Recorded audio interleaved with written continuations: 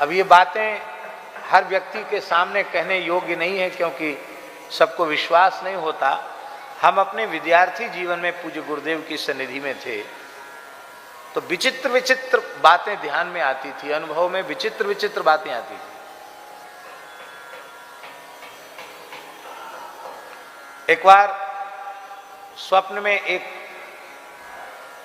देवी जी आई, भगवती,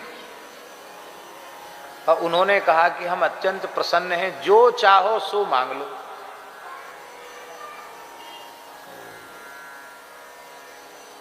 तो हमने कहा कि हमको तो कुछ नहीं चाहिए। नहीं नहीं, कुछ तो मांग लो। फिर वो अपनी इच्छा से बोली कि तुम लॉटरी लगा दो। आपको सुन के विश्वास भी नहीं होगा शायद। बोले अमुक नंबर पर लॉटरी लगा दो तो इतना पैसा आ जाएगा, तुम्हारे मन में कोई इच्छा है कि ये काम होना चाहिए तो वो काम हो जाएगा, किसी से याचना भी नहीं करनी पड़ेगी। तो कोई नंबर बताया तो मैंने कहा कि हम नंबर हमको याद नहीं रहते। हमने स्वप्न में कहा हमको नंबर याद नहीं रहते। अभी भी हमको कोई पूछे मलुक पीठ कार्यालय का नंबर बताओ, हमको याद नहीं।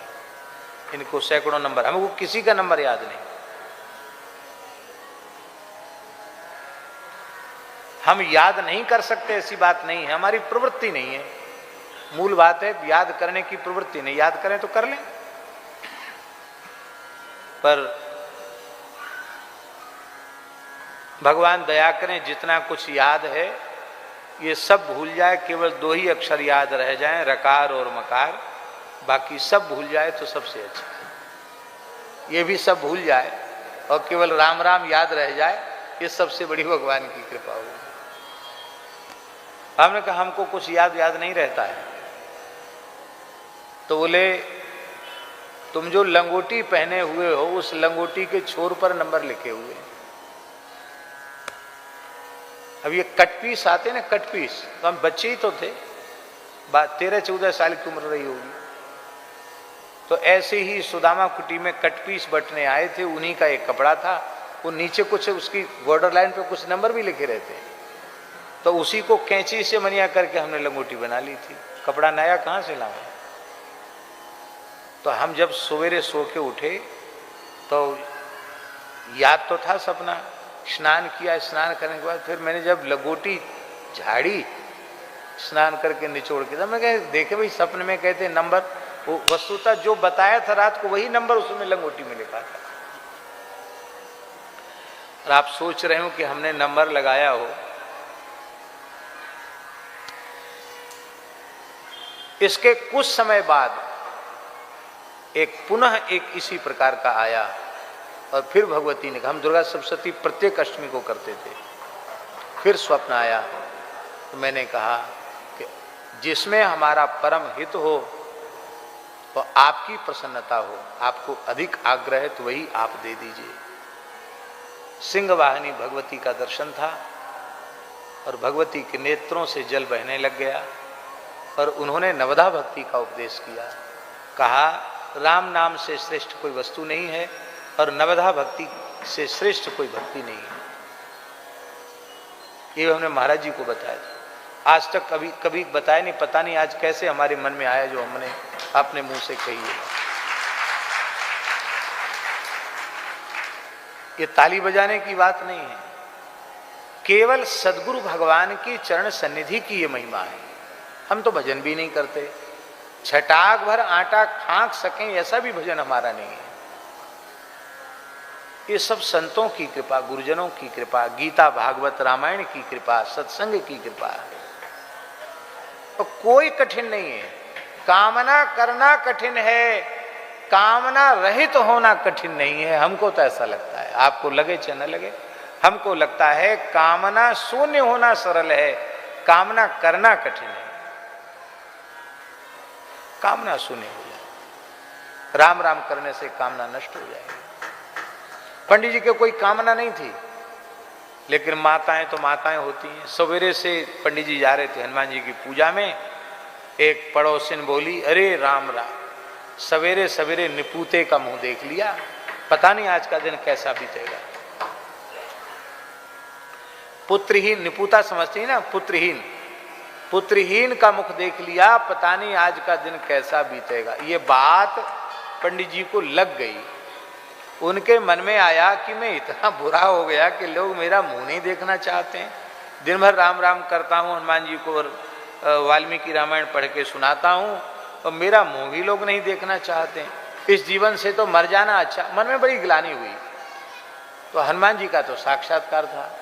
तो जब हनुमान जी के पास सेवा करने गए ब्रह्म वेला में, तो हनुमान जी ने कहा कि आज आप दुखी क्यों हैं? रोज प्रसन्न रहते थे, आज दुखी क्यों हैं? अरे बोले महाराज, हमने न तो कभी आपसे कुछ मांगा, ना हमको चाहिए कुछ, लेकिन अब हम जीना नहीं चाहते। क्यों? बोले हम इतने भाग्यहीन हैं, लोग हमारा मुंह नहीं देखना चाहते। आज एक माता जी बोली कि इस निपुते का मुंह सवेरे सवेरे देखने को मिला, पता नहीं आज का दिन कैसे जाएगा। हनुमान जी हंसने लगे। हनुमान जी बोले देखो, तुम्हारे प्रारब्ध में पुत्र तो है नहीं, लेकिन तुम मेरे अनन्य सेवक हो, और किशोरी जी ने हमें यह आशीर्वाद दिया है कि तुमको हम पावर देते हैं। हाँ, तुम जो चाहो जिसको दे सकते हो। अष्ट सिद्धि नवनिधि के दाता असवर दीन, आप सब कुछ दे सकते हो। तो मेरी कृपा से तुम्हारा वंश चलेगा, तुम्हारे पुत्र होगा, और तुम्हारे इस वंश में एक महान संत का अवतरण होगा। कहकर हनुमान जी अंतर्धान हो गए, और इन्हीं का वंश चला। तो हनुमान जी की कृपा से उस ब्राह्मण का वंश चला, इसलिए उस वंश का नाम पड़ा हनुमान वंश। और उसी वंश में नाभाजी का जन्म हुआ। अब ये 5 वर्ष के थे, महाराष्ट्र में जन्म हुआ, और 5 वर्ष के थे, और उसी समय भयंकर अकाल पड़ा था। अकाल में लोग अपने प्राण बचाने के लिए इधर उधर भाग रहे थे। तो माताजी का मन हुआ कि मैं भी, पति तो पधार गए थे, और माताजी का मन हुआ कि एक ही मात्र बालक है, इसको लेकर के मैं कहीं ऐसे क्षेत्र में चली जाऊं जहां लोगों को दया आ जाए और इस बच्चे का पोषण हो सके। वो जंगल में गई, लेकिन भूख प्यास के मारे माताजी ने भी दम तोड़ दिया। तो वहां से कहाँ के लिए चली? मन तो था मालवा की ओर जाने का, राजस्थान मालवा, इधर लोग दयालु होते हैं।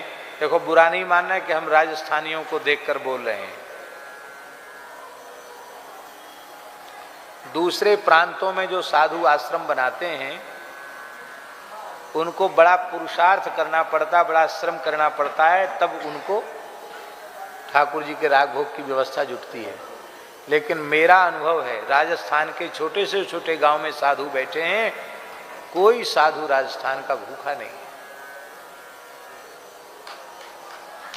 ये राजस्थान की धरती की बड़ी महिमा है।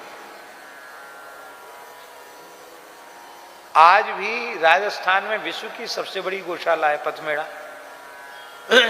आज भी पूरे भारतवर्ष के किसी भी प्रांत में हम गए हैं, कहीं भी गौ सेवा का कार्य हो रहा है, तो राजस्थान की धरती से जिनका संबंध है, उन्हीं के माध्यम से हो रहा है। हम तो कहते हैं कि भगवान के तो सब हैं, पर लगता है राजस्थानियों से भगवान की ज़्यादा कोई रिश्तेदारी है, ज़्यादा घनिष्ठता है। ऐसी पवित्र भावना, सेवा की भावना उन्होंने जगा रखी है। पूरे देश में किसी प्रांत में चले जाओ, प्रत्येक अच्छे कार्य में किसी न किसी राजस्थान की पवित्र धरती के व्यक्ति का सहयोग है। ये हमने अनुभव किया है।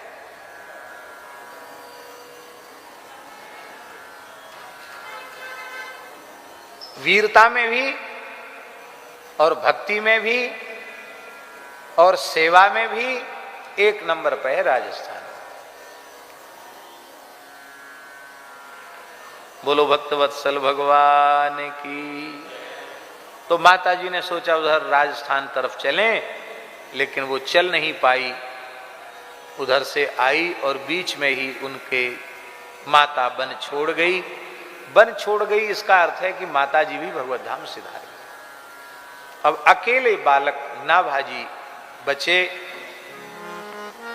और उसी समय श्री स्वामी अग्रदेवाचार्य जी महाराज और श्री कील देवाचार्य जी महाराज दोनों गुरु भाई हरिद्वार कुंभ का स्नान करके आ रहे थे। योगी राज थे, आकाश मार्ग से जा रहे थे, योग की गति का अवलंबन लेकर के जा रहे थे।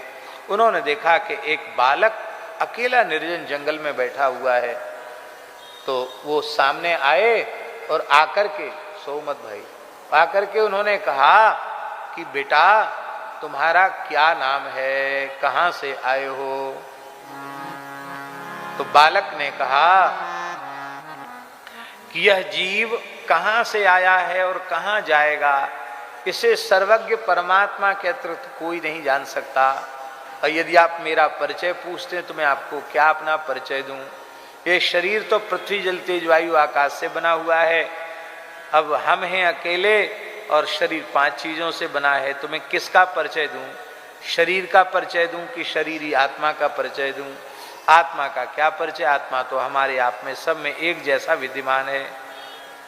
तो तुम्हारा यहाँ रक्षक कौन है? तो बालक ने कहा कि जो सबका रक्षक है, जिसने गर्भ में रक्षा की वही बाहर भी रक्षा करेगा, वही जो जगन्नाथ है वही सबका नाथ, वही हमारा नाथ, वही रक्षक है। होनहार विरवान के होत चीकने पात। यह बालक तो जन्मजात ब्रह्मज्ञानी है, महापुरुष है। उन्होंने अपनी दिव्य दृष्टि से देखा तो समझ में आ गया कि ये तो साक्षात ब्रह्मा जी ही इस रूप में आए हैं, तो इनसे बड़ा ज्ञानी कौन होगा। तब पूर्व जन्म में भगवान के भक्तों से वियोग कराया था, इसी के प्रायश्चित्त के लिए ये जन्मांध के रूप में प्रकट भये हैं।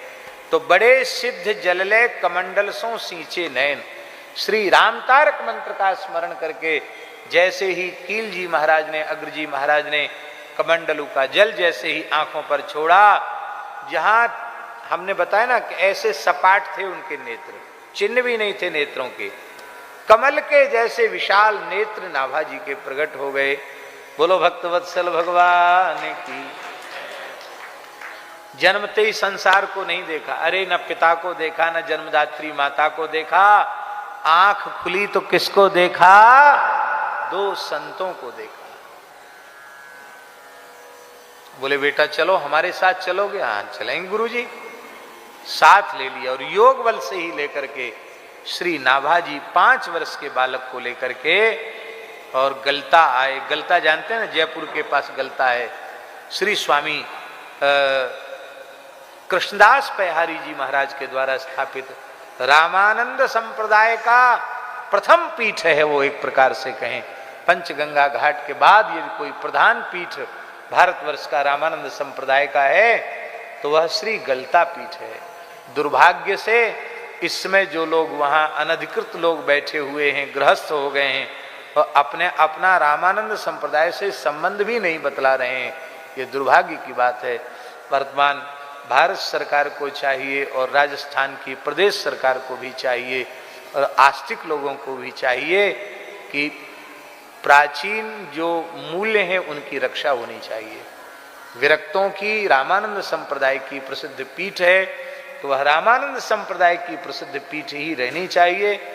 जो लोग अनधिकृत रूप से उस पर कब्जा किए हुए हैं और फिर सौहार्द स्थापित करना चाहते हैं, वो निश्चित ही आस्तिक समाज के साथ छल कर रहे हैं। उनको इस दुर्भावना का त्याग करके और समाज में एक रूपता का संदेश देना चाहिए। तो गलता पीठ पर आए, वहां आचार्य पद पर विराजमान है कील जी महाराज और अधिकारी हैं अग्रदेवाचार्य जी महाराज। सारी सेवा की व्यवस्था करते हैं अग्रदेवाचार्य जी महाराज। और कील जी महाराज तो महान योगी हैं, उनकी समाधि लग जाती तो कभी कभी 6-6 महीने बाद समाधि खुलती है उनकी, 9-9 महीने बाद समाधि खुलती है कील जी महाराज की। तो कहा गुरु, बड़ा गुरु भाई गुरु के समान होता है। कील जी से अग्रदेवाचार्य जी ने कहा कि आप इनको मंत्र सुनाइए बालक को। बोले नहीं, गुरुजी ऐसे होने चाहिए जो शिष्य का संरक्षण कर सकें। हम तो लगातार समाधि में रहते हैं, तो हमसे बालक का संरक्षण संभव नहीं हो पाएगा। मेरी आज्ञा है तुम इन्हें मंत्र सुनाओ। तो कील आज्ञा पाए मंत्र अगर सुनायो है। कील देवाचार्य जी की आज्ञा पा करके अग्रदेवाचार्य जी ने गलता पीठ में ही इनको मंत्र सुनाया और नाम रखा श्री नारायण दास।